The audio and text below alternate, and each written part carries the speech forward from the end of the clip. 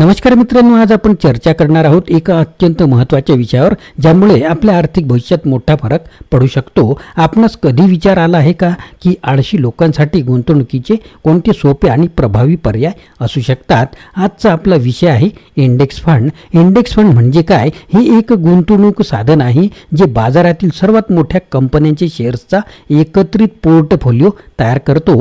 Shri John C Bogle या संकल्पनेचे जन्मदाता आपल्या विचारांमधून आपल्याला मार्गदर्शन करतात. परंतु काही लोकांना या गुंतवणुकीवर विश्वास नाही. त्यांचं असं म्हणणं आहे की थोडी अधिक जोखीम घेणं किंवा उच्च रिटर्न्स मिळवणं अधिक चांगलं असू शकतं. पण हुशार गुंतवणूकदारांनी स्वीकारलेले सरासरी परतावे हे देखील अत्यंत लाभदायक ठरू शकतात. तर आज आपण या सर्व मुद्द्यांवर चर्चा करूया. योग्य ठिकाणी गुंतवणूक कशी करावी, सजग राहून कसे गुंतवणूक करावी, वार्षिक फीचे ओझे आणि गुंतवणूक सल्लागार व्यवस्थेमधील धोके या सर्वांवर सविस्तर माहिती घेऊया. आपल्या आर्थिक भविष्यात सकारात्मक बदल घडवण्यासाठी या व्हिडिओला शेवटपर्यंत पहा आणि आपल्या विचारांचे दार उघडा. मित्रांनो, चॅनलवर नवीन असाल तर चॅनलला सबस्क्राईब करायला विसरू नका. सुरुवात करूया महत्त्वाच्या मुद्द्यांना. इंडेक्स फंड आळशी लोकांसाठी गुंतवणूक पर्याय कसा ठरू शकतो? इंडेक्स फंड गुंतवणूक अशा लोकांसाठी आहे ज्यांना सर्वोत्तम आणि निश्चित असा परतावा हवा असतो. गेल्या काही वर्षात माझ्या काही गुंतवणूक कल्पनांसाठी इतर अनेकांकडून मला टिप्पण्या आल्या आहेत. व्हॅनगार्ड आणि इंडेक्स फंडावर माझे सल्ले ते लोकांना पटवून देतात आणि इंडेक्स फंडाला मी कसे प्रोत्साहन देतो हे सुद्धा सांगताना मला दिसतात.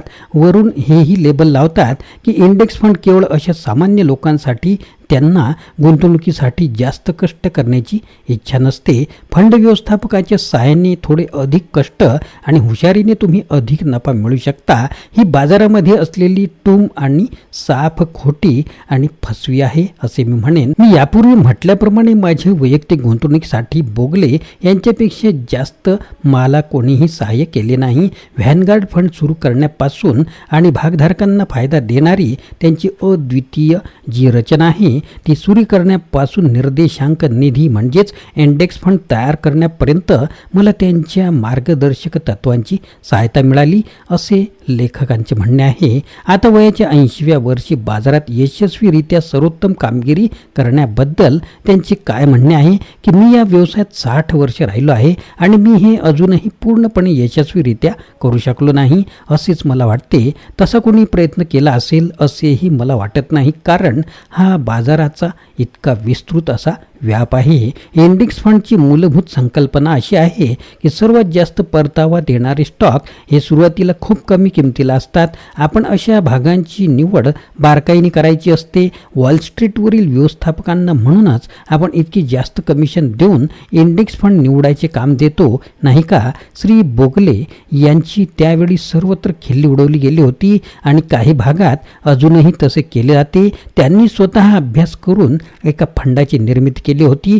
तो वैयक्तिक फंड यशस्वी पण झाला, पण बाजाराने त्याची म्हणावी तशी दखल काही घेतली नाही. परंतु पहिला निर्देशांक निधी इंडेक्स फंड सुरू झाल्यापासून गेल्या 40 ते 45-50 वर्षात बोगले यांच्या कल्पनेची वैधता वारंवार निश्चित झालेली आहे. कठोर सत्य हे आहे की आपण यशस्वी होणारे वैयक्तिक स्टॉक निवडू शकत नसतो किंवा ते करू शकतात असा दावा करणारे बहुसंख्य लोकही करू शकत नाहीत. हे विलक्षण, कठीण, महागडे आणि मूर्खपणाचे काम आहे अशी आपली धारणा होऊन बसलेली आहे. वॉरेन बफे, पीटर लिंच आणि मायकेल प्राइस या सुपरस्टार गुंतवणूकदारांना हे गणित जुळले आहे. ते केवळ नशीबवान आहेत असे सुचविणारा एक विचार प्रवाहसुद्धा आहे. तरीही संशोधनात असे सूचित केले गेले आहे की फंड व्यवस्थापकांच्या अगदी वरच्या स्तरावरील केवळ 1% लोक उत्कृष्ट कामगिरी करतात.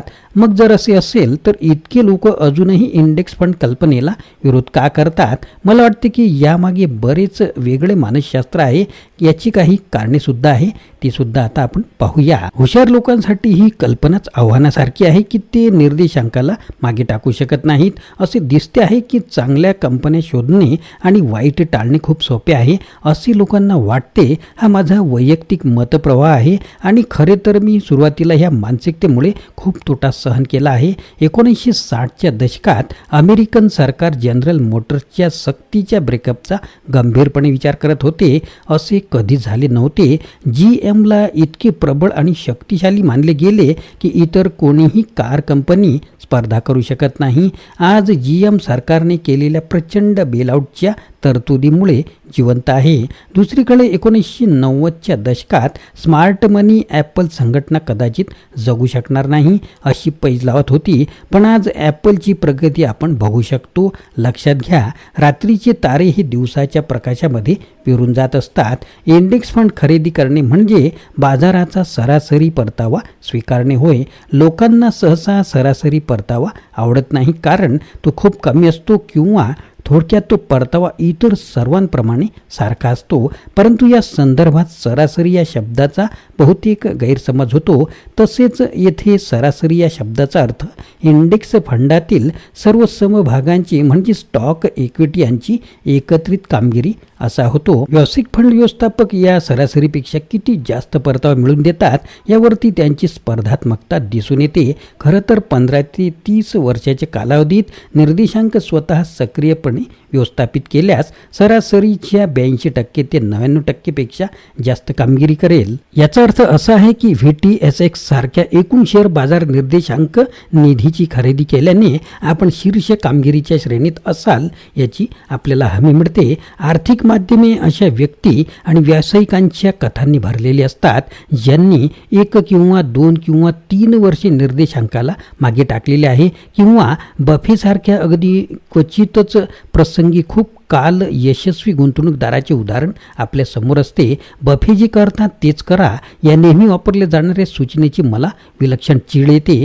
गुंतवणूक हा दीर्घकालीन खेळ आहे. दीर्घ कालावधीमध्ये तुम्हाला सतत नफा होईलच असे नाही. तुम्ही मात्र सतत सजग राहून गुंतवणूक करावी इतकेच तुमच्या हातामध्ये आहे. तेच माझे सांगणे आहे, म्हणजेच लेखकांचे सांगणे आहे. लोक गुंतवणुकीच्या खर्चाकडे साफ दुर्लक्ष करताना येथे दिसतात. लोकांचे हे वर्तन खूपच चिंताजनक आहे. नफा हो या ना हो, संपत्तीतील काही हिस्सा फंड व्यवस्थापकांना तुम्ही देण्याचे मान्य केलेले असते. म्हणून मी म्हणतो की तुम्ही कोणतीही चूक करू नका. ही वार्षिक फी म्हणजे तुमच्या संपत्तीवर एक प्रकारे लादलेलं ओझच आहे. एक संदर्भ म्हणून सरासरी mutual fund ER expense ratio म्हणजेच खर्च गुणोत्तर फी फंड गुणोत्तर जे असते ते गुंतवणूकदाराकडून शुल्क आकारतात 1.25% हे असते. VTSX ER जो रेशो असतो 0.5% आहे. बोगले म्हणतात त्याप्रमाणे हा खर्च नेहमीच असतो. अगदी वर्षानुवर्षे एकदा का तुम्ही तुमच्या पोर्टफोलिओमधून मिळणाऱ्या परताव्यावर जगायला सुरुवात केलीत की तुम्ही तुमच्या मालमत्तेच्या वर्षाला अंदाजे 4% खर्च करू शकाल. आपण भाग 4 मध्ये या 4% संकल्पनेचा अभ्यास करू, म्हणजेच आपण पुढील व्हिडिओ याबद्दल बनवू. जर तुमचे 1% पैसे व्यवस्थापक शुल्कात जात असतील तर ते तुमच्या खर्चासाठी वापरणाऱ्या 4% उत्पन्नाच्या 25% इतका भाग आहे. लोकांना ताबडतोब परिणाम देणारी गुंतवणूक, उत्साही गुंतवणूक आणि बढाई मारण्याचे स्वातंत्र्य हवे असते. अल्पकाळामधील होणारे फायदे हे काळानुरूप विरून जात असतात.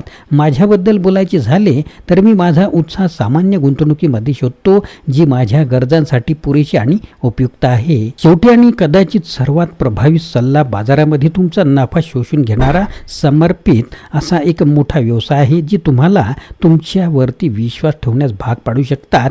मनी मॅनेजर्स, म्युच्युअल फंड कंपन्या, आर्थिक सल्लागार, शेअर विश्लेषक, न्यूजलेटर, ब्लॉग्स आणि दलाल या सर्वांना आपल्या खिशात पैसा हवा असतो. अब्जावधी लोक ह्या घटक व्यवस्थापकांमुळे धोक्यात आहेत. थोडक्यात आपले ब्रेन वॉश केले जाते आणि आपल्याला साफ फसवले जाते अगदी आपल्या डोळ्यासमोर. इंडेक्स फंडामुळे फंड व्यवस्थापकांचे सोने अधिक पिवळे होते यामध्ये दुमत आता राहिलेले नाही. पुष्कळ वर्षापासून किंवा पुष्कळ वर्षापूर्वी माझ्याकडे मार्शल आर्ट्सचा एक प्रशिक्षक होता जो रस्त्यावरील लढाईबद्दल बोलत होता. हाय किकच्या विषयावर त्याने असे म्हटले, लाथ मारण्याच्या कराटे तंत्राचा वापर करण्याचा निर्णय घेण्यापूर्वी स्वतःला हा प्रश्न विचारा, मी ब्रुसली आहे का?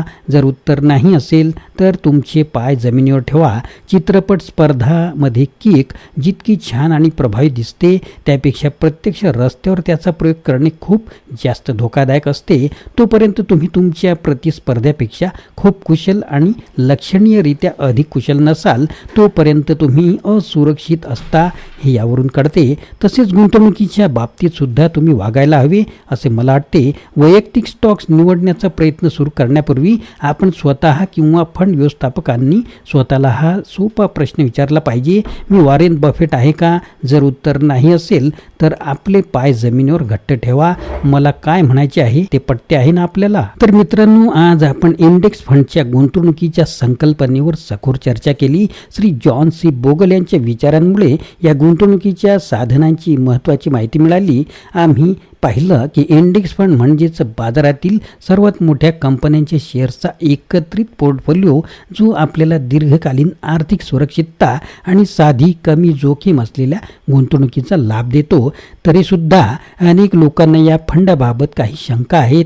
त्यांना वाटतं की उच्च रिटर्न मिळवण्यासाठी अधिक जोखीम घेणं आवश्यक आहे, परंतु आपण लक्षात घेतलं पाहिजे की सरासरी परताव्यावर विश्वास ठेवणं आणि सजग राहून गुंतवणूक करणं दीर्घकालीन यश मिळवण्यासाठी अत्यंत महत्त्वाचं आहे.